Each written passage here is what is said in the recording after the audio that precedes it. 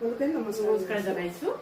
হয়, আজি আমাৰ যুৱচাৰী ষ্ট'ৰলৈ আমাৰ এজন বিশিষ্ট ব্যক্তি বুলি ক'ব লাগিব আৰু ইভাগে আমাৰ নিজৰ দাদাইদেউ হয়। তেখেত আজি আমাৰ ষ্ট'ৰলৈ আহিছে আৰু তেখেতে আমাৰ যুৱচাৰী ষ্ট'ৰ বিষয়েও ক'ব আৰু তেখেতৰ নিজৰ পৰিচয় দিব। আপুনি আপোনাৰ পৰিচয়টো কওকচোন।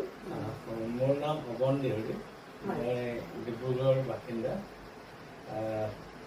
মই একচুৱেলি দেউৰী সাহিত্য সভাৰ প্ৰধান সম্পাদক আৰু চাকৰি সূত্ৰে মই জনসম্পদ বিভাগৰ অভিযন্তা হওঁ।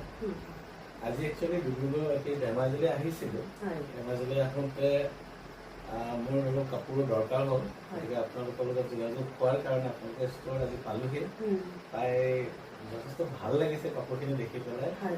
ইমানবোৰ কাপোৰ যে আছে আৰু গোটেইবোৰ আপোনালোকে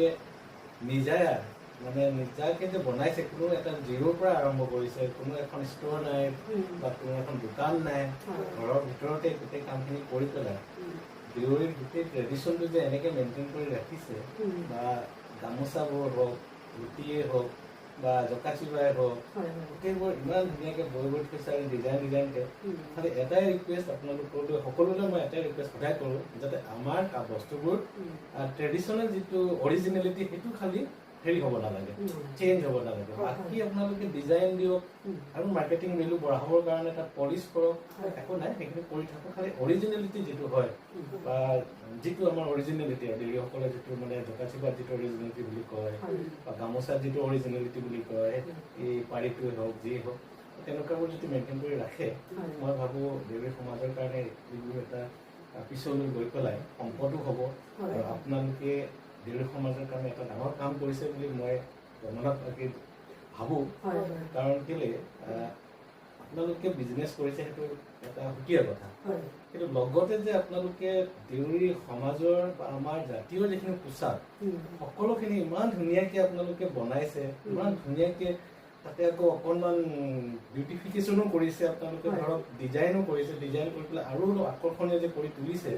কিন্তু তাত এটাই ভাল লাগিছে, যাতে আমাৰ যিটো ট্ৰেডিশ্যনেল আমাৰ আমাৰ ফুলেই হওক বা আমাৰ ট্ৰেডিশ্যনেল পাৰিয়ে হওক বা যিয়ে নহওক, যিখিনি সেই বস্তুখিনি যে বিকৃত হোৱা নাই, সেইটো এটা ভাল লক্ষণ আৰু সেইটোৱে হ'ব লাগে। মই সকলোকে সেইটোৱে অনুৰোধ কৰোঁ যে সকলোৱে সেইটো মেইনটেইন কৰি পেলাই যদি আমাৰ কাপোৰবোৰ তেনেকেই সমাজলৈ আৰু আমি বেছিকৈ উলিয়াব লাগে। এতিয়া আপোনালোকে আৰম্ভ কৰিছে ষ্টাৰ্টিং আপোনালোকৰ আৰু ডাঙৰ হওক, মই ভগৱন্তৰ ওচৰত প্ৰাৰ্থনা কৰি মিলাই আৰু ডাঙৰ হওক, আৰু কি কয় আগলৈ আগুৱাই যাওক আপোনালোকে আৰু ডাঙৰ ষ্ট'ৰ কৰক, যাতে আমি সমগ্ৰ অসমত এয়া যে দেউৰী কাপোৰ হয়, এইযোৰ যে দেউৰী কাপোৰ, এইযোৰ যে দেউৰী গামোচা, এই দেউৰী জকা চিবা বা এই দেউৰী ধুতি, এইখিনি বস্তু আমি যাতে গোটেই সমাজত বা গোটেই অসমত আমি বিয়পাব পাৰোঁ।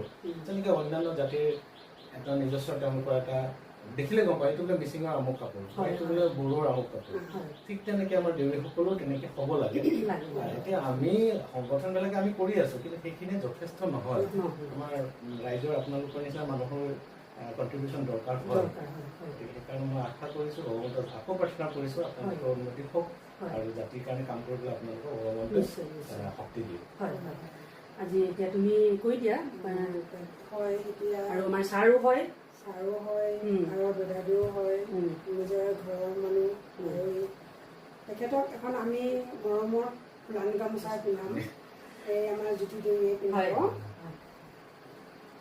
আপুনি আমাৰ ষ্ট'ৰলৈ অহাৰ কাৰণে বহুত বহুত ধন্যবাদ। আৰু আপুনি দেউৰী সাহিত্য সভাৰ সম্পাদক হিচাপে আমাক বহুতখিনি প্ৰেৰণা আৰু নজনা কিছু কথা আপুনি অৱগত কৰাৰ কাৰণেও বহুত বহুত ধন্যবাদ। সকলোকে ধন্যবাদ জনাই আজি ভিডিঅ'টো ইমানতে সামৰণি মাৰিছোঁ। জয় খুন্দি মামা, জয় বলিয়া বাবা, জয় মা ৰামেশ্বৰী।